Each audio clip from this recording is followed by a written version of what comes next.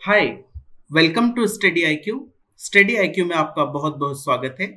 और आज के इस वीडियो में हम लोग देखने वाले हैं जून 2020 का महाराष्ट्र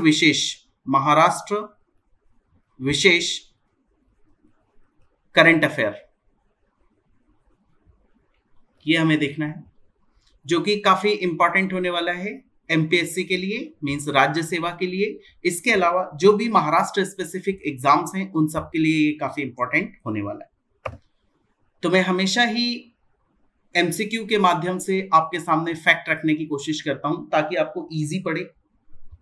तो पहला प्रश्न आपके सामने है, केंद्रीय सरकार ने महाराष्ट्र में जल जीवन मिशन के कार्यान्वयन के लिए डैश करोड़ रुपए के वित्त पोषण को मंजूरी दी है। 1520 करोड़, 1829 करोड़, 1771 या 1023। और इसका आंसर है 1829, मींस 1829 करोड़ रुपए महाराष्ट्र सरकार को दिए हैं केंद्र सरकार ने जल जीवन मिशन। और यह जल जीवन मिशन केंद्र सरकार की योजना है जो नरेंद्र मोदी जी ने लॉन्च की है। ठीक है, इसके बारे में कुछ और डिटेल है, थोड़ा सा वो देख लीजिए। जल जीवन मिशन को लेकर 2019 में प्रधानमंत्री नरेंद्र मोदी द्वारा की गई घोषणा के अनुसार 18 करोड़ ग्रामीण परिवारों को कार्यात्मक घरेलू नल कनेक्शन मींस डैश तक प्रदान करना है। 18 करोड़ ग्रामीण परिवारों को क्या घर घर नल लगाया जाएगा, उनके कार्यात्मक घरेलू नल कनेक्शन, ताकि हमारी जो सरकारें होती है, जितनी भी कोई सी भी सरकार रहे, उसकी प्राथमिकता क्या होती है कि लोगों को पीने के लिए अच्छा पानी मिले, अच्छी सड़कें मिले, अच्छी स्वास्थ्य सुविधाएं मिले, ये सब के ऊपर ध्यान रहता है। तो पानी भी एक बेसिक नेसेसिटी है, मूलभूत आवश्यकता है। तो ये कौन से वर्ष का टारगेट रखा है केंद्र सरकार ने? तो इसका आंसर है 2024 तक 18 करोड़ ग्रामीण परिवारों को क्या दिया जाएगा? घरेलू नल कनेक्शन दिया जाएगा, ताकि वो पानी के लिए परेशान ना हो, इधर उधर ना जाना पड़े। नेक्स्ट, महाराष्ट्र में जल योजनाओं के संबंध में कौन सा तथ्य सही है? इसको अगर आप समझना चाहें तो बहुत इजी है। पहली बात तो 1829 करोड़ रुपए केंद्र सरकार ने दिए, वो आपको खर्च करने। तो इसके लिए महाराष्ट्र की जो सरकार है यानी राज्य सरकार है, इस सरकार ने अपने कुछ अलग टारगेट बनाए, इसने अपनी अलग कुछ योजनाएं बनाई है। हालांकि फंड ये रहेगा 1829 करोड़, और सरकार भी अपने तरफ से वो फंड और इसमें मिला देगी राज्य सरकार। तो देखिए, राज्य ने 2023-24 तक राज्य के सभी घरों में 100% नल कनेक्शन देने की योजना बनाई है। बहुत ही अच्छी बात है। राज्य सरकार ने क्या 2023-24 तक क्या रखा है कि हम 100% लोगों को, चाहे वो घर गांव में हो चाहे शहरों में हो, उनको नल कनेक्शन दे देंगे ताकि पानी के लिए कहीं भटकना ना पड़े। महाराष्ट्र की योजना 2020-21 में 31.30 लाख घरों में नल कनेक्शन देने की है। सिंपल सी बात है, हमारी जो सरकार है केंद्र सरकार, उसने 18 करोड़ का टारगेट रखा है 2024 तक, और महाराष्ट्र सरकार ने क्या टारगेट रखा है कि सभी को मिल जाएगा 2024 तक घर घर नल कनेक्शन। और 2020-21 मींस इस साल के लिए, ये जो फाइनेंशियल ईयर चल रहा है, इसके लिए कितना टारगेट रखा है? तो वो रखा है 31.30 लाख घरों में नल कनेक्शन देने का टारगेट रखा है। 1.42 करोड़ ग्रामीणों में से महाराष्ट्र में 53.11 लाख घरों में पहले से ही नल कनेक्शन है। यस, यानी टोटल ग्रामीण आबादी कितनी मान सकते हैं आप, परिवार कितने मान सकते हैं? 1.42 करोड़ इतने ग्रामीण परिवार हैं। इसमें से 53.11 लाख इतने पहले से कनेक्शन है, और बाकी के सरकार बनाने वाली है कब तक? 2023-24 तक। और इसका आंसर होगा ऑब्वियसली उपरोक्त सभी सत्य है। नेक्स्ट देखते हैं, NTCA मींस क्या? नेशनल टाइगर कंजर्वेशन अथॉरिटी की रिपोर्ट के अनुसार 2012 से 2019 के दौरान भारत ने 750 बाघ खो दिए। मध्य प्रदेश इस सूची में शीर्ष पर रहा, महाराष्ट्र कौन से स्थान पर रहा? मीन समझना, खो दिए का मतलब क्या है? इतने शेरों के, शेर नहीं टाइगर, टाइगर मीन्स क्या, बाघ, इनकी मौत हुई है 750 टोटल भारत में। कब से कब तक, 2012 से 2019 तक, ये जो 7 साल है, इसमें 750 बाघ मारे गए। और इसमें सबसे ज्यादा बाघ कहां पर मारे गए, मध्य प्रदेश में। और आपको मैं एक एडिशनल इंफॉर्मेशन दे दूं कि टाइगर स्टेट किसे कहा जाता है, तो वो मध्य प्रदेश को कहा जाता है, क्योंकि मध्य प्रदेश में बाघों की संख्या सबसे ज्यादा है, ये आपको ध्यान रखना है। तो पूरे भारत में 750 बाघ मारे गए, तो इसमें महाराष्ट्र की रैंक कौन सी रही, तो वो ज्यादा दूर नहीं है, हम सेकेंड नंबर पे रहे। पहले नंबर पे मध्य प्रदेश है, और सबसे ज्यादा बाघ जहां पे मरे सेकेंड नंबर पे वो महाराष्ट्र है। एनटीसीए की रिपोर्ट के अनुसार 2012 से 2019 के दौरान भारत ने 750 बाघ खो दिए। महाराष्ट्र ने इस दौरान कितने बाघ खो दिए, यानी उनकी डेथ हो गई, या तो नेचुरल वजह से हुई, या कोई बीमारी हो गई उन्हें, या एक बाघ ने दूसरे बाघ पर हमला कर दिया, बहुत सारे रीजंस होते हैं, या फिर किसी ने उनकी तस्करी कर ली, ये भी संभव है। तो महाराष्ट्र ने कितने बाघ खोए, ये आंकड़ा इंपॉर्टेंट है, और ये है 125, 125 शेर हमने खो दिए, सॉरी बाघ हमने खो दिए 2012 से 2019 के बीच में। और मध्य प्रदेश ने कितने खोए, तो आपको जान के आश्चर्य होगा, ये जो पहला फिगर है ये क्या है, ये मध्य प्रदेश का है। 369 बाघ मध्य प्रदेश ने खो दी 2012 से 2019 के बीच में। नेक्स्ट देखते हैं, और ये रिपोर्ट किसकी, NTCA means national tiger conservation authority की रिपोर्ट है। आगे देखिए, एनटीसीए की रिपोर्ट के अनुसार भारत में बाघ की वार्षिक वृद्धि दर डैश प्रतिशत है, 5%, 6%, तो इसका आंसर है 6%। अब आप सोच रहे होंगे कि अभी तो आपने बताया कि हमने 750 बाघ खो दिए, तो फिर वृद्धि दर कैसे हुई, ये तो हमारे बाघ माइनस में जाने चाहिए, बट इस दौरान नए बाघों का जन्म भी तो हुआ, ये भी तो है।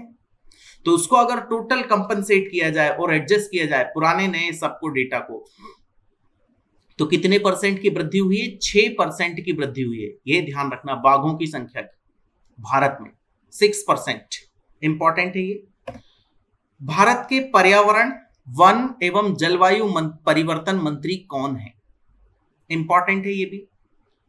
भारत के पर्यावरण, वन एवं जलवायु परिवर्तन मंत्री कौन है, तो इसका आंसर है प्रकाश जावड़ेकर जी। ये हमारे पर्यावरण, वन एवं जलवायु परिवर्तन मंत्री है, और इनका संबंध हमारे महाराष्ट्र से रहा है, इसलिए ये आपको पता होना चाहिए, कभी भी एग्जाम में आपसे पूछा जा सकता है। नितिन गडकरी नहीं है, क्योंकि वो हाईवे मिनिस्टर है, पीयूष गोयल भी नहीं है, रामदास आठवले साहब के तो क्या कहने, वो भी नहीं है। नेक्स्ट देखिए, कोल इंडिया लिमिटेड की सहायक कंपनी वेस्टर्न कोलफील्ड लिमिटेड, समझना CIL, पहले तो आपको इसका फुल फॉर्म पता होना चाहिए। CIL मींस क्या, कोल इंडिया लिमिटेड, इसकी एक सहायक कंपनी कौन सी, वेस्टर्न कोलफील्ड लिमिटेड। उसने नए WCL ने नए कोयले की त्रि खोल दी है, मींस इसका मतलब क्या, ये किस राज्य में होंगे, समझना। त्रेई का मतलब क्या, 3 नई खदान उसने ओपन कर दी है, किसने, कोल इंडिया लिमिटेड ने, 3 नई, किसकी, कोयले की, वेस्टर्न कोलफील्ड लिमिटेड, ये इसकी सहायक कंपनी, आप ये बोल सकते हो या ये बोल सकते हो। तो ये तीनों खदान आपको कहां पे देखने को मिले, महाराष्ट्र में या मध्य प्रदेश में, या उपरोक्त दोनों सत्य हैं, तो इसका आंसर होगा दोनों में। महाराष्ट्र में भी एक खदान ओपन हुई है, और 2 खदान कहां पे, मध्य प्रदेश में ओपन हुई है, मींस नए सिरे से वहां पे खुदाई हुई। नए सिरे से खुदाई का मतलब क्या, डिपॉजिट तो पहले से है वहां पर, कोल बेड पहले से है। और आपको ये भी पता होना चाहिए कि भारत में किस प्रकार का कोयला मिलता है, वो मिलता है बिटुमिनस प्रकार का, बिटुमिनस प्रकार का कोयला मिलता है, ठीक है। ये सेकंड गुड क्वालिटी का कोयला है। एंथ्रेसाइट, पीट कोल, ये सब इसकी अदर क्वालिटीज हैं, और उसमें सबसे अच्छा कौन सा होता है, एंथ्रेसाइट। उसमें कार्बन का कंटेंट 85 to 95% होता है। और ये जो हमारा बिटुमिनस प्रकार का कोयला होता है, इसमें कितना होता है, इसको आप मान सकते हो 80 से या फिर 70 से लगा सकते हो, 70 से 85% तक इसमें कार्बन होता है। तो जिसमें जितना ज्यादा कार्बन का कंटेंट होता है वो उतना ही अच्छा कोयला होता है, ठीक है। तो हमने कोल इंडिया की बात की, तो कोल इंडिया ने 3 नई खदानें शुरू की है, 3 नई जगह पे माइनिंग शुरू की है, यहाँ पे खोदना शुरू किया, और उनमें से 2 कहां पे मिलेंगी आपको, मध्य प्रदेश में, और एक हमारे महाराष्ट्र में। कोल इंडिया लिमिटेड की सहायक कंपनी वेस्टर्न कोलफील्ड लिमिटेड ने नए कोयले की तरी खोल दी है। महाराष्ट्र के नागपुर में शुरू की गई कोयला खदान, बड़ा ही इंपॉर्टेंट प्रश्न मुझे ये लगता है। दो तो कहां पर है? मध्य प्रदेश में। तो महाराष्ट्र के नागपुर में जो शुरू की गई है कोयले की खदान, उसका नाम क्या है? अदासा, शारदा, डंकासा या इनमें से कोई नहीं? तो इसका आंसर है अदासा। अदासा ये कहां पे मिलेगी आपको? नागपुर के आसपास मिलेगी। और मैं आपको बता दूं, ये दो शारदा और डंकासा ये आपको मध्य प्रदेश में मिलेगी। और जब इसका उद्घाटन हुआ था, तब उस उद्घाटन समारोह में कौन कौन थे? हमारे महाराष्ट्र के मुख्यमंत्री श्री उद्धव ठाकरे साहब थे और मध्य प्रदेश के मुख्यमंत्री शिवराज सिंह चौहान थे। इन लोगों ने मिलके इसका क्या किया? उद्घाटन किया। आगे बात करते हैं। WCLI और संवाद के माध्यम से खदानों का संरक्षण किया जाएगा। WCLI और संवाद क्या है? तो पहली चीज, इंपॉर्टेंट बात, जितनी भी कोल माइनिंग होती उनमें से चोरियां बहुत होती। कि हाँ, ये होता है, चोरियां होती। तो आजकल तो टेक्नोलॉजी हाईटेक हो गई, तो गवर्नमेंट क्या करती है? वहां पे कैमरेस लगा देती है या कुछ और ऐसे इंस्ट्रूमेंट लगा देती है जिससे कि ये पता चल सके कि भाई कौन इलीगल तरीके से यहां से ये उठा के ले जा रहा है। तो इसमें ये दो चीजें इंपॉर्टेंट है। WCLI, WCL मींस क्या? Western Coal Field Limited. और आपको ये भी पता होना चाहिए कि ये जो वेस्टर्न कोलफील्ड लिमिटेड है, इसका हेडक्वार्टर कहां पे है? ये भी परीक्षा में आता है। ये नागपुर में है, नागपुर में इसका हेडक्वार्टर है। इंपॉर्टेंट है ये डेटा भी, ठीक है। और अभी तो ये न्यूज में, तो ये क्वेश्चन आने की संभावना बनती है। तो WCLI और संवाद क्या है? तो WCLI के बारे में देखिए क्या लिखा है। यह एक निगरानी प्रणाली है जो कंपनी लेखांकन की 15 प्रमुख खानों के संचालन की निगरानी करेगी। यानी सिंपल सी बात है यार, ये निगरानी करेगी।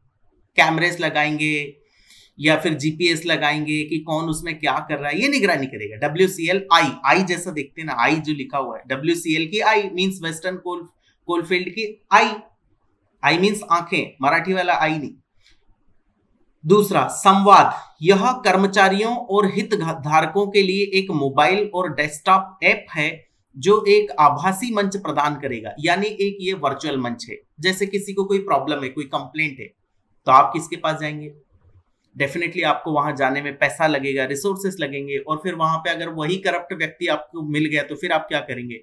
इसके लिए एक ऑनलाइन पोर्टल शुरू किया गया है। ऑनलाइन पोर्टल भी बोल सकते हो या मोबाइल ऐप भी बोल सकते हो।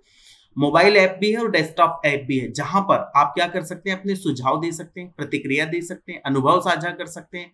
या उसके लिए फिर वहां पे आपको मिलेगी क्विक रिस्पांस टीम, जो 7 दिनों के भीतर आपके प्रश्नों पर प्रतिक्रिया देगी। यानी इसका आंसर होगा क्या? A और B दोनों ही सत्य हैं। यानी WCLI क्या है? ये एक निगरानी प्रणाली है। और संवाद क्या है? ये दो डेस्कटॉप और मोबाइल ऐप हैं जिनसे क्या आप कम्युनिकेट करेंगे पब्लिक से। WCL का मुख्यालय कहां पर है?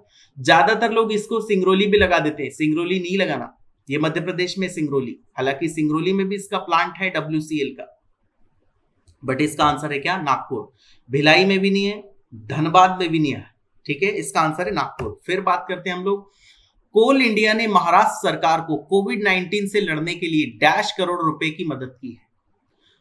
तो आपको पता है कि भारत में कोरोना वायरस डिसीज बहुत बुरी तरह से चल रही, और गवर्नमेंट के पास भी पैसे का शॉर्टेज है, क्योंकि जब सभी बंद है तो गवर्नमेंट को टैक्स से पैसा आता है, तरह तरह की एक्टिविटीज से टैक्स मिलते हैं। अब वो टैक्स मिलना बंद हो गए, सभी लोगों की इनकम बंद हुई तो गवर्नमेंट की भी बंद हुई। गवर्नमेंट के पास पैसा कहां से आता है?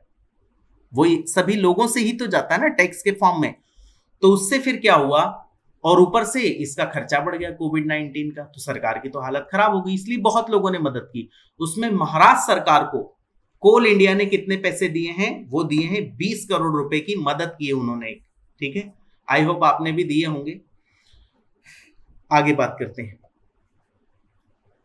महाराष्ट्र के मुख्यमंत्री उद्धव ठाकरे और केंद्रीय स्वास्थ्य और परिवार कल्याण, विज्ञान एवं प्रौद्योगिकी, पृथ्वी विज्ञान मंत्री, बहुत सारे मंत्रालय के मंत्री हैं, डॉक्टर हर्षवर्धन, ठीक है, याद रखना। इसमें हमारे काम का ये है केंद्रीय स्वास्थ्य एवं परिवार कल्याण मंत्रालय के मंत्री हैं। विज्ञान एवं प्रौद्योगिकी भी आप याद रख सकते हैं, ठीक है। इनके पास इतने सारे मंत्रालय हैं, 1, 2 और ये 3 मंत्रालय तो आपके सामने ही है। डॉक्टर हर्षवर्धन ने संयुक्त रूप से अत्याधुनिक एकीकृत बाढ़ चेतावनी प्रणाली डैश का मुंबई में शुभारंभ किया है। तो पहले तो आपको यह पता होना चाहिए कि बाढ़ चेतावनी प्रणाली क्या है। पहले इसका आंसर देख लीजिए। इसका आंसर है आई फ्लो। आई फ्लो मींस क्या? इंटीग्रेटेड, ये एकीकृत लिखा हुआ है। इंटीग्रेटेड फ्लड अर्ली वार्निंग ये देगा, ठीक है। आई स्टैंड्स फॉर इंटीग्रेटेड। अब आपको पता है मुंबई में हर साल बहुत बारिश आती, और वो बारिश इतनी तेज आती है कि किसी को कुछ समझ ही नहीं आता और बहुत सारा नुकसान होता है। एक साल तो बहुत ज्यादा बारिश आई थी और कितने लोगों की उसमें मौत भी हो गई थी और काफी नुकसान हुआ था उस ईयर में। तो इसके लिए कोई अर्ली वार्निंग यानी पहले से वार्निंग दी जाए, पहले से पता लग जाए कि हाँ भाई ये बारिश आने वाली इतनी। तो जो निचले इलाके के लोग हैं, जो नीचे रहते हैं, नीचे मेरा सेंस बोलने का ये है कि जहां पे पानी जल्दी भरता है उससे वो थोड़ा ऊपर आ जाए तो नुकसान कम होगा। तो इसके लिए महाराष्ट्र की सरकार ने केंद्र सरकार को रिक्वेस्ट की थी, अपील की थी कि आप हमें ऐसा कोई निगरानी सिस्टम या ऐसा कोई बना के दीजिए जिससे हमें जल्दी से जल्दी ये जो बाढ़ आती है, या फिर साइक्लोन का भी खतरा होता है, बहुत ज्यादा साइक्लोन का खतरा होता है, ठीक है। मुंबई में जैसे इस साल भी साइक्लोन आया था, वो अगली स्लाइड में डाला है मैंने, ठीक है। तो इनसे निपटने के लिए चेतावनी प्रणाली का शुभारंभ किया है और उसका नाम क्या है? आई फ्लो। और ये जल्दी से जल्दी आपको इन्फॉर्म कर देगा कि क्या गड़बड़ है। देखिए उसी के बारे में सारे तथ्य अगली स्लाइड में देखिए। आई फ्लो के संबंध में कौन से तथ्य सही हैं? तो पहले तो मैं आपको बता दूं ये सभी सत्य हैं, ठीक है। तो पहला आप देखिए, यह उच्च वर्षा और चक्रवात की चेतावनी 3 दिन पहले देने में सक्षम है। 3 दिन पहले अगर आपको ये इंफॉर्मेशन मिल गई तो आप आसानी से क्या कर सकते हैं? उस जगह को वैकेट कर सकते हैं, ठीक। और यही तो हमें चाहिए। चक्रवात आप जानते होंगे, चक्रवात मीन साइक्लोन। जैसे इस साल एक साइक्लोन आया था, कौन सा साइक्लोन आया था? निसर्ग साइक्लोन आया था और वो अलीबाग से के कोस्ट से टकराया था। ये साइक्लोन ऐसा आता है, ये हमारा मुंबई है यहाँ पर, ठीक है, मुंबई। और ये हमारा महाराष्ट्र बहुत सारा कोस्टल रीजन में, कोस्टल मीन्स क्या? समंदर के किनारे। तो जब साइक्लोन आता है तो वो इससे टकरा जाता है और इससे टकराता है तो काफी तबाही मचाता है। इस साल भी एक ऐसा ही साइक्लोन आया था, निसर्ग। जो भी साइक्लोन होते हैं वो तबाही मचाते ही हैं। तो यह उच्च वर्षा और चक्रवात की चेतावनी 3 दिन पहले देने में सक्षम है, ये तो हुआ एक। दूसरा, इसको तैयार किसने किया? तो ये दोनों आपको पता होना चाहिए। क्या? भारतीय मौसम विभाग, IMD, इंडियन मेट्रोलॉजी डिपार्टमेंट, और दूसरा Indian institute of tropical metrology,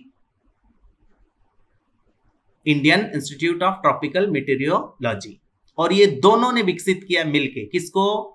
ये आई फ्लो जो सिस्टम है, जो अर्ली वार्निंग देगा आपको, जो पृथ्वी मंत्रालय के तहत कार्य करता है। ये दोनों जो संस्थान है वो किसके अंतर्गत काम करते हैं? ये करते हैं पृथ्वी मंत्रालय, मिनिस्ट्री ऑफ अर्थ के अंडर में ये काम करते हैं, ठीक है। ये मेरे लिए शॉकिंग है कि ये पृथ्वी मंत्रालय जैसी भी कोई चीज है हमारे भारत में। सिस्टम 3 घंटे से 6 घंटे तक पूर्व निचले इलाके के लिए तत्काल मौसम का पूर्वानुमान लगा सकेगा। एक तो चीज ये है कि हमें बहुत जल्दी पता चल जाए 3-4 दिन पहले। तो जो बड़े साइक्लोन होते हैं उनके बारे में बहुत जल्दी पता चल जाता है क्योंकि वो बहुत दूर से आते हैं, ठीक है। और यहां जब तक आते हैं तब तक हमें उसकी डायरेक्शन वगैरह सब एनालिसिस कर लेते हैं। बट कुछ ऐसे छोटे और साइक्लोन्स होते हैं जो अचानक से आ जाते हैं। तो इस सिस्टम में इतनी कैपेबिलिटी है कि ये 3 से 6 घंटे पूर्व आपको इन्फॉर्म कर सकता है वो साइक्लोन कैसा भी हो। तो काफी अच्छी बात है। तो एक तो आपको ये पता होना चाहिए उच्च वर्षा और चक्रवात से लड़ने के लिए ये 3 दिन पहले चेतावनी देगा। दूसरा, IMD और IITM ने इसको विकसित किया है, जो मिनिस्ट्री ऑफ अर्थ के अंडर में काम करता है। और सिस्टम 3 घंटे से 6 घंटे पूर्व आपको मौसम की जानकारी दे देगा। आगे बात करते हैं, नेक्स्ट क्वेश्चन देखिए। विश्व पर्यावरण दिवस, अब ये आपको मालूम होना चाहिए, ये एग्जाम में आया हुआ क्वेश्चन है। विश्व पर्यावरण दिवस कई बार पूछा गया, ये आता है 5 जून को। विश्व पर्यावरण दिवस 5 जून को, और एक और भी आता है 21 जून को। वो आप कमेंट सेक्शन में बताएंगे 21 जून को कौन सा डे आता है। बहुत ही फेमस है वो भी, और ये भी एग्जाम में आता रहता है। ठीक है, के अवसर पर महाराष्ट्र मंत्रिमंडल ने मुख्यमंत्री उद्धव ठाकरे की अध्यक्षता में राज्य के पर्यावरण मंत्रालय का नाम बदलकर डैश रखने को मंजूरी दी। यानी पहले इसका मंत्रालय का नाम क्या था? पर्यावरण मंत्रालय। अब इसका नाम क्या कर दिया गया? पर्यावरण और जलवायु परिवर्तन मंत्रालय, जलवायु परिवर्तन मंत्रालय, या सिर्फ परिवर्तन मंत्रालय, या इनमें से कोई नहीं। तो इसका आंसर होगा पर्यावरण और जलवायु परिवर्तन मंत्रालय, यानी इतना एक्स्ट्रा उसके नाम में लगा दिया है। ठीक है, जलवायु परिवर्तन मंत्रालय ये नाम रख दिया गया। नेक्स्ट बात करते हैं, 3 जून 2020 को महाराष्ट्र के तट पर कौन सा तूफान टकराया? तो इसका आंसर मैं अभी दे चुका हूं, निसर्ग टकराया 3 जून को। इसके बाद में 5 जून को तो सरकार ने उसका नाम ही चेंज कर दिया, पर्यावरण मंत्रालय को क्या कर दिया? Ministry of environment and climate change.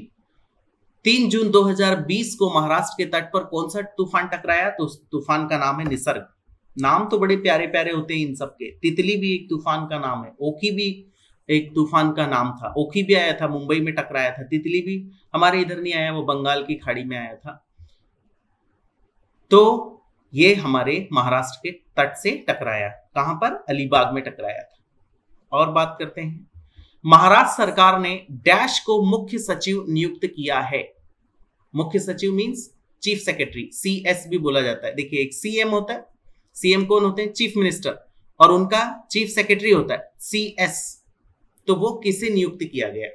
तो इसका आंसर होगा संजय कुमार। इन्हें महाराष्ट्र सरकार ने क्या? CS नियुक्त किया है, चीफ सेक्रेटरी। एक और अपॉइंटमेंट है, महाराष्ट्र सरकार ने डैश को मुख्यमंत्री का प्रधान सलाहकार नियुक्त किया है, मींस एडवाइजर। अजय मेहता, संजय कुमार, राजीव गाबा, दीपक भल्ला। महाराष्ट्र सरकार ने किसको? एक तो ये हमने देखा CS मींस चीफ सेक्रेटरी, और ये अलग हैं, कंफ्यूज नहीं होना, ये प्रधान सलाहकार हैं। किसके? चीफ मिनिस्टर के। किसको अपॉइंट किया है? तो इसका आंसर होगा अजय मेहता को, अजय मेहता।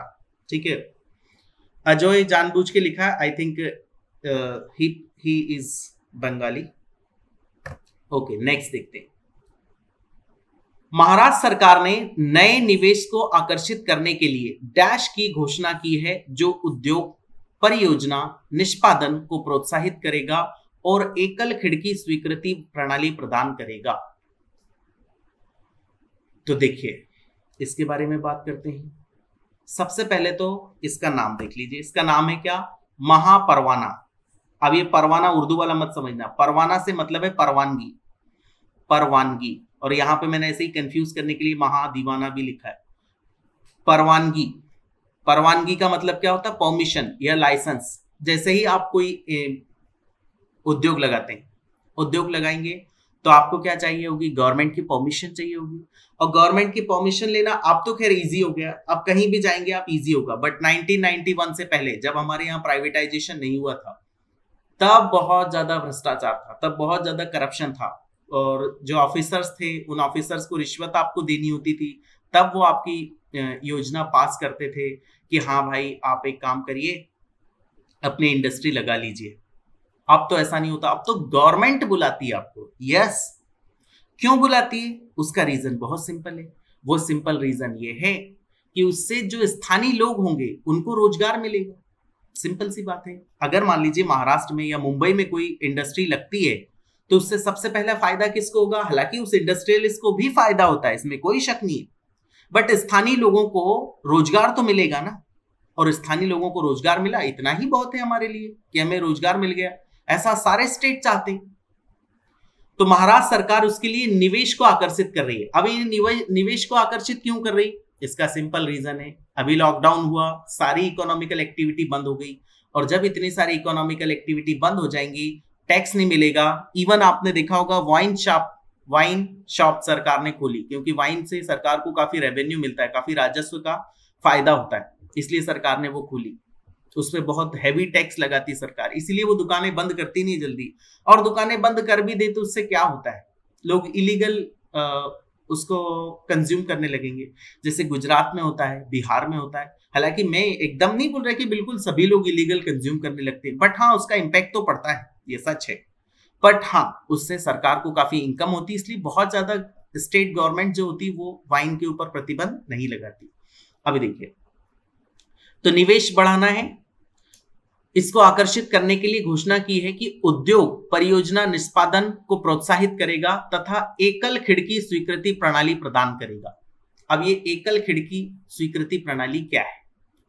एक तो आप उद्योग लगाएंगे तो आपको प्रमोट करेंगे वो, और आप जो परियोजना का जो भी आपका प्रोजेक्ट है उसको अगर आप एग्जीक्यूट करते हैं तो उसके लिए आपको सरकार ने इंसेंटिव्स रखे।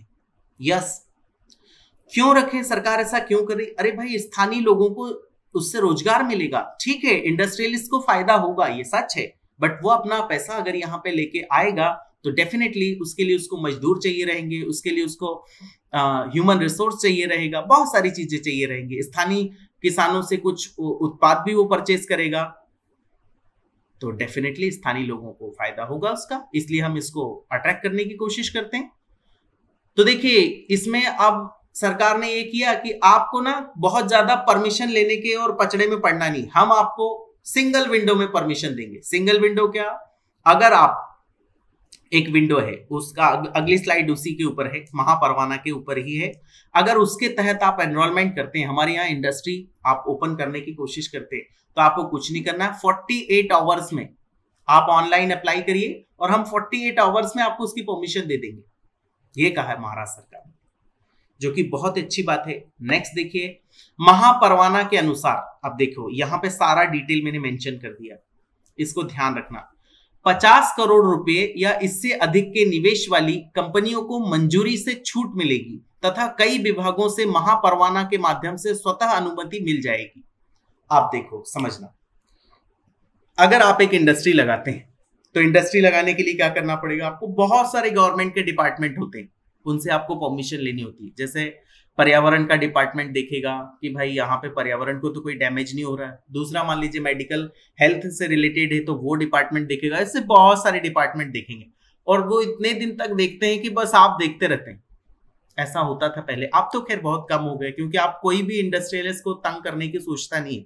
कोई भी अपना पैसा लगाना चाहता है उसको खुशी खुशी अनुमति दीजिए। आप पहले चेक कर लीजिए कि कोई ह्यूमन हजार्डस या कोई एनवायरमेंट को खतरा तो नहीं, वो चेक कर लेते हैं वो लोग, आजकल फटाफट कर लेते हैं।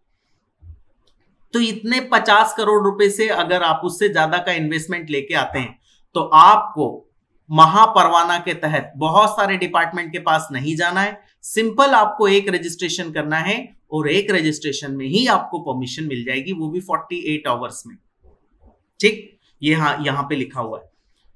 इसके तहत कंपनियां Maharashtra industry trade and investment facilitation cell, Maitri इसको शॉर्ट में कहा जाता है, मैत्री, वो आपका एक तरीके से मित्र है, के माध्यम से आवेदन कर सकती है तथा 48 घंटे में स्वीकृति दी जाएगी। ये उन्होंने बोला कि एक तो हम आपको 48 घंटे में स्वीकृति देते, और अगर 48 घंटे में स्वीकृति नहीं मिलती तो उसकी फिर डेडलाइन रखी गई। यदि स्वीकृति 30 दिनों में नहीं मिलती है तो इसे स्वतः स्वीकृत मान लिया जाएगा। और क्या चाहिए आपको? अगर आपने एप्लीकेशन दी, किसके लिए एप्लीकेशन दी? आपका पहली बात तो आपको 50 करोड़ से ज्यादा इन्वेस्ट करना है और आपने एप्लीकेशन दी और वह एप्लीकेशन मान लीजिए 30 दिनों तक स्वीकृत नहीं होती तो अपने आप ये एज्यूम कर लिया जाए, आप एज्यूम कर लीजिए कि आपकी जो एप्लीकेशन है वो स्वीकृत होगी। यानी इसका आंसर है क्या? उपरोक्त सभी सत्य हैं। तो ये महापरवाना के अनुसार मैंने आपको बताया, 50 करोड़ से ज्यादा निवेश और मैत्री के तहत आप रजिस्टर करिए, 48 आवर में आपको स्वीकृति मिलेगी और 30 दिनों में अगर नहीं हो पाता तो आप अपने आप से उसको हो गया ऐसा मान लीजिए।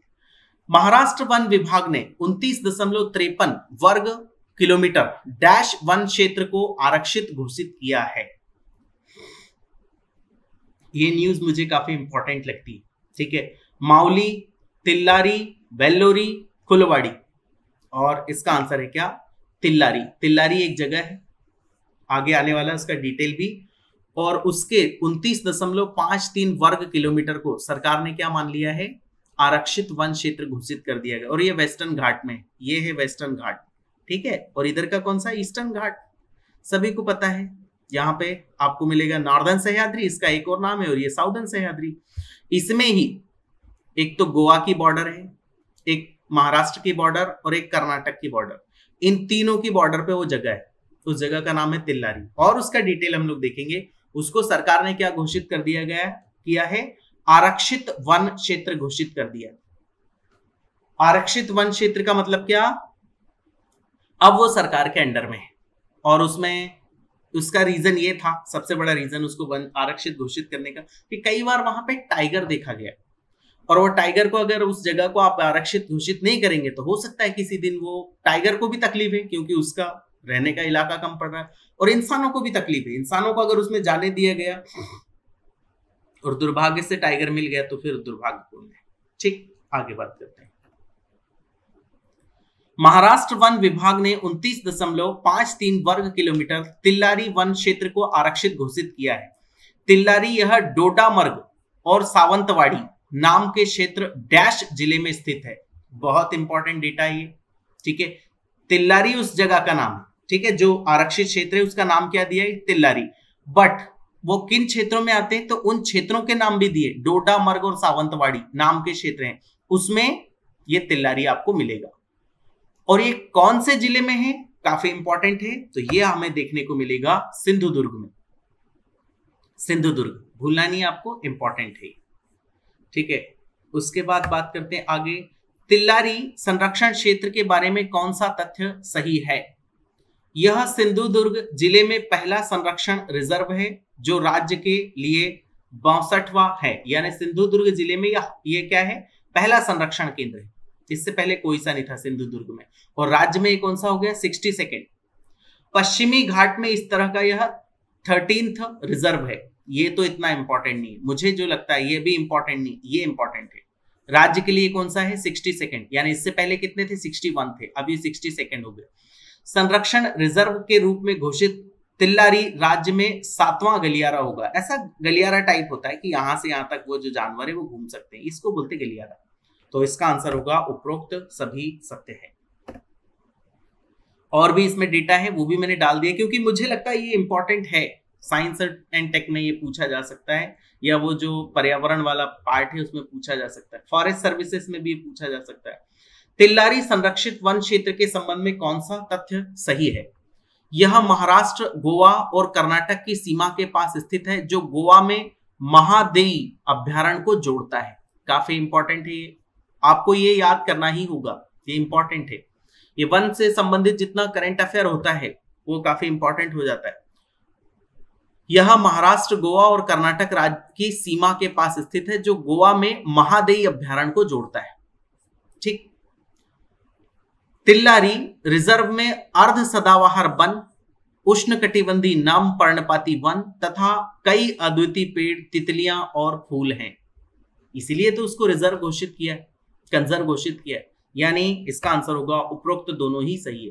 पहली बात तो ये कहां देखने को मिलेगा, महाराष्ट्र, गोवा, कर्नाटक की सीमा के पास स्थित है क्या, तिल्लारी संरक्षित वन क्षेत्र।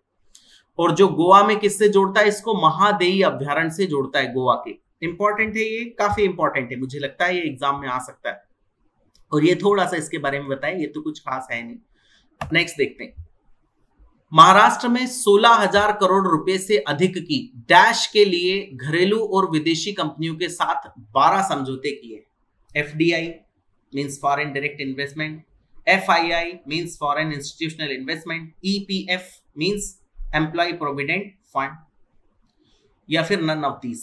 16,000 करोड़ रुपए सरकार को उससे मिलेंगे। एक MOU साइन किया है, कितने, 12 कंपनियों के साथ MOU। मैं सारी कंपनियों का नाम मैंने नहीं लिखा और वो जरूरी भी नहीं है, मेमोरेंडम ऑफ अंडरस्टैंडिंग। और उसमें क्या, ऑब्वियसली आपको FDI के लिए आप अट्रैक्ट होंगे ही, कोई भी अट्रैक्ट होगा। FDI का मतलब क्या होता है, विदेशों से जो पैसा हमारे यहाँ पे इन्वेस्ट होने के लिए आता है उसको बोलते हैं FDI, फॉरेन डायरेक्ट इन्वेस्टमेंट। ठीक है, विदेशों से जो पैसा आता है भारत में उसको बोला जाता है FDI, इन्वेस्ट होने के लिए। जैसे मान लीजिए रिलायंस है, अभी रिलायंस को रिलायंस में शेयर किसी को लेना है तो वो FII के थ्रू भी ले सकता है और FDI के थ्रू भी ले सकता है। तो इसमें एक लिमिट दी हुई है, वो लिमिट आपको पता होनी चाहिए।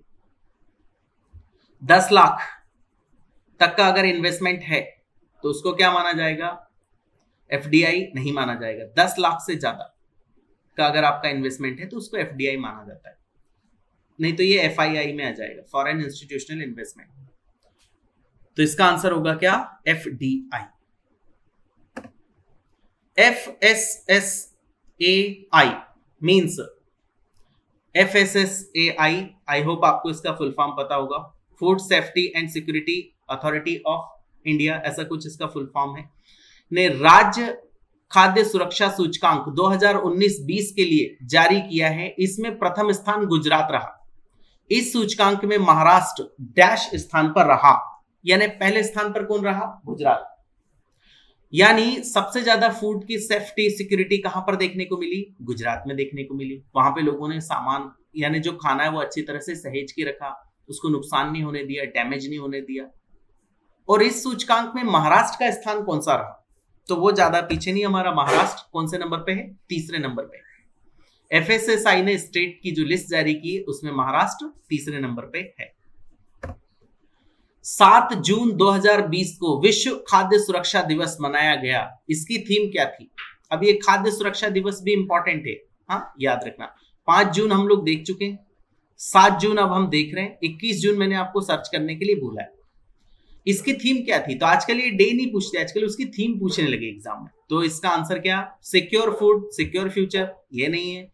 Food safety is everyone's business, secure food for poors, ये भी नहीं है। फूड इज गुड, ये भी नहीं है। इसका आंसर है क्या? Food safety is everyone's business, यानी ये सभी की जवाबदारी है कि वो फूड की क्या करे? सेफ्टी करे, बेकार ना करे, बर्बाद ना करे। क्योंकि इस दुनिया में, इस वर्ल्ड में बहुत सारे देश ऐसे हैं, इवन हमारे भारत में ही बहुत सारे ऐसे लोग हैं जिन्हें भरपेट भोजन भी नहीं मिलता, इसलिए हमें खाने को खराब नहीं करना चाहिए। और आगे बढ़ते हैं। स्टार्टअप जीनोम द्वारा जारी global startup ecosystem report GSER 2020 के मुताबिक, ठीक है, the new normal for global startup economy and impact of कोविड-19, ये उसने उसका थीम और नाम दिया। काफी लंबा है, इतना आप शॉर्ट में ये समझ लीजिए कि स्टार्टअप जीनोम ने एक लिस्ट जारी की है, एक इंडेक्स जारी की, और वो इंडेक्स क्या है? Global startup ecosystem report. अब ये स्टार्टअप पे है, आप स्टार्टअप ही समझ लीजिए कि कहां पे कौन सा शहर स्टार्टअप्स के लिए बहुत अच्छा है। तो उस सूची में हमारे भारत का एकमात्र शहर है, आपको जान के बड़ा आश्चर्य होगा, और वो एकमात्र शहर कौन सा है? बेंगलुरु, जो कौन से नंबर पे है? 26 नंबर पे है। कोविड-19 के अनुसार बेंगलुरु भारत का एकमात्र शहर है जिसने इस सूची में 26वां स्थान प्राप्त किया, बेंगलुरु ने, ठीक है। इसमें महाराष्ट्र का कौन सा शहर शामिल किया गया है? मुंबई, पुणे, नासिक या कोई भी नहीं? तो इसका आंसर है कोई भी नहीं, कोई सा भी हमारा शहर नहीं है महाराष्ट्र का जिसको इसमें स्थान मिला हो। और 26वां स्थान किसको मिला है? बेंगलुरु का। दुनिया में, भारत की बात नहीं हो रही है, दुनिया भर के देशों की जो बड़े बड़े शहर हैं उनके बारे में ये रिपोर्ट दी गई है। रिपोर्ट किसने दी? स्टार्टअप जीनोम, ठीक है। किसके बारे में? स्टार्टअप के बारे में। नेक्स्ट बात करते हैं। स्टार्टअप जीनोम द्वारा जारी 100 इमर्जिंग इकोसिस्टम रैंकिंग्स 2020 के मुताबिक पहले स्थान पर रहने वाला शहर, और ये थोड़ी सी गुड न्यूज है हमारे लिए। और वो गुड न्यूज क्या है कि इसी स्टार्टअप जीनोम ने इमर्जिंग इकोसिस्टम, यानी कौन सा अच्छे डेस्टिनी की तरह इमर्ज हो रहा है, जहां पर कि स्टार्टअप आप करेंगे तो आपको कम रिसोर्सेस लगेंगे, आपको चीजें इजीली अवेलेबल हो जाएंगी, ये सारी चीजें। तो उसमें ऐसे शहरों की उन्होंने लिस्ट बनाई जो न्यू इमर्जिंग है। आपने देखा हर साल हमारी बीसीसीआई एक अवार्ड देती है, क्या? Emerging player of the year. कौन सा प्लेयर इमर्ज होके आया इस साल, वो पुराने खिलाड़ियों को नहीं देती, नए वालों को देती है। ऐसे ही ये एक अवार्ड है। तो इसमें बड़े प्राउड की बात है कि हमारे मुंबई को भारत में नहीं बल्कि पूरी दुनिया में पहला स्थान प्राप्त हुआ। ये इमर्जिंग हॉटस्पॉट इसको मैं बोल सकता हूं, जहां पर कि इंडस्ट्री लग रही है, स्टार्टअप बहुत ज्यादा हो रहे हैं, फेवरेबल कंडीशंस दिनादिन क्रिएट करते जा रहे हैं। यही उन्नति है, यही प्रोग्रेस है, खुशी की बात है। आगे बात करते हैं। मर्सर के 26वीं वार्षिक कॉस्ट ऑफ लिविंग सर्वे 2020 के अनुसार मुंबई का एशिया में 19वें स्थान पर रही। मुंबई का जो स्थान है वो कौन सा है? 19वां। किसमें? एशिया में। विश्व में मुंबई की रैंक क्या है? अब इसको पहले तो ये समझ लीजिए। Cost of living survey 2020। Cost of living का मतलब ये कि वो शहर सबसे ज्यादा टॉप पे रहेगा जहां पे कि रहना बहुत ज्यादा महंगा है। यानी रहने के लिए आपको क्या चाहिए, खाना चाहिए, रहने के लिए आपको घर चाहिए, तो घर का किराया बहुत ज्यादा होता है कहीं कहीं किसी किसी शहर में। जैसे अगर आप चले जाएं कहाँ पे, न्यूयॉर्क में, वॉशिंगटन में, या फिर सिडनी, ऐसे बड़े बड़े शहरों में जाएंगे तो आपको रेंट बहुत ज्यादा देना होता है। और इसके अलावा जो खाने की चीजें होती वो भी बहुत महंगी होती है। आपने नोटिस किया होगा कि गांव में चीजें सस्ती मिलती, शहरों में चीजें महंगी होती। तो इस वजह से फिर सारे कंट्रीज को, सारे जितने बड़े बड़े शहर है दुनिया के, उनको कंपेयर किया गया। तो उसमें मुंबई की रैंक कौन सी आई, 60 नंबर पे आई। यानी हमसे 59 ऐसे शहर है जहां पर रहना और खाना हमारे कंपेयर में सस्ता है। और एशिया में कौन से नंबर पे, हम 19वें नंबर पर है। आगे बात करते हैं। मध्य रेलवे ने पुणे में स्क्रीनिंग तथा निगरानी बढ़ाने के लिए रोबोटिक कैप्टन अर्जुन शुरू किया है। इसी प्रकार मुंबई में डैश शुरू किया। अभी तो इसको समझ लीजिए, खाली आप नाम सुन लीजिए। स्क्रीनिंग और निगरानी क्या, आपने देखा होगा वही चीजें जो कोरोना वायरस डिसीज चल रही, तो सब जगह पे क्या होती है, आपकी स्क्रीनिंग होती है, आपका टेम्परेचर चेक किया जाता है, आपको देखा जाता है कि आपने मास्क वास्क लगाया है या नहीं, ये सारी चीजें चेक की जाती है। उसके बाद में फिर आपको आगे बढ़ा दिया जाता है। बट अगर मान लीजिए कोई हेल्थ वर्कर है या कोई बंदा है वो ऐसा करने लगा, तो इतने सारे लोग उसके पास से गुजरेंगे, तो ये हो सकता है इसमें से, वो तो बहुत ज्यादा पॉसिबिलिटी है, रेलवे स्टेशन पे रहेंगे इतने सारे लोग, तो उससे क्या होगा, उससे ये होगा कि वो जो बंदा है वो इन्फेक्टेड होने की पॉसिबिलिटी है। और अगर वो इन्फेक्टेड हो गया तो सोचिए फिर क्या होगा, कितने सारे लोग इन्फेक्टेड हो सकते हैं। इसलिए आजकल जितने भी इंस्टीट्यूट्स हैं, गवर्नमेंट है, वो ये ट्राई कर रही है कि ज्यादा से ज्यादा ह्यूमन टच को खत्म किया जाए।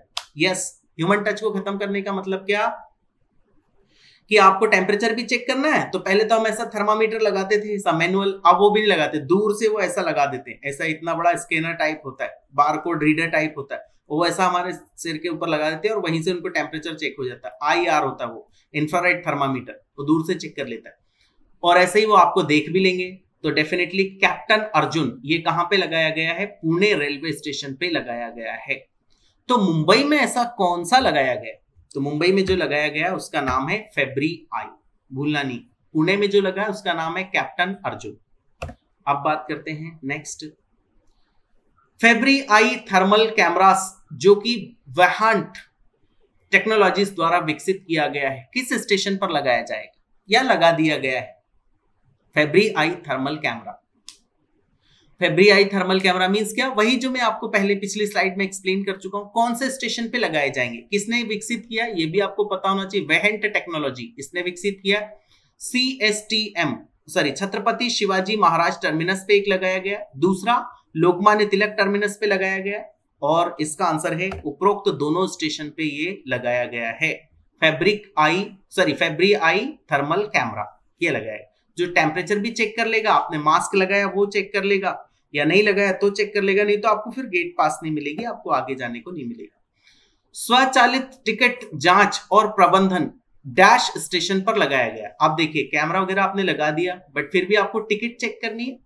टिकट चेक करने के लिए आप क्या करेंगे, स्वचालित टिकट जांच एवं प्रबंधन, इसको शॉर्ट में बोला गया आत्मा, ऑटोमेटिक टिकट चेकिंग मशीन, ये इसका फुल फॉर्म है। यानी ये क्या करेगी, ऑटोमेटिक आपकी टिकट को चेक कर लेगी, और ऑटोमेटिक चेक करने के बाद में अगर वो ठीक रहा तो आपको परमिशन मिल जाएगी, और नहीं तो आपको रोक लिया जाएगा। सिक्योरिटी वाले गेट खोल देंगे, यानी यही गेट खोलने का इशारा कर दे। सेंसर लगे होते हैं इसमें, सबसे बड़ी बात, आपने लिफ्ट में सेंसर लगे देखे होंगे, आप जैसे ही लिफ्ट के सामने जाते हैं गेट ओपन हो जाता है। क्यों, लिफ्ट को जादू पता है कि आप अंदर जाने वाले, नहीं, उसमें बड़े बड़े सेंसर लगे होते हैं।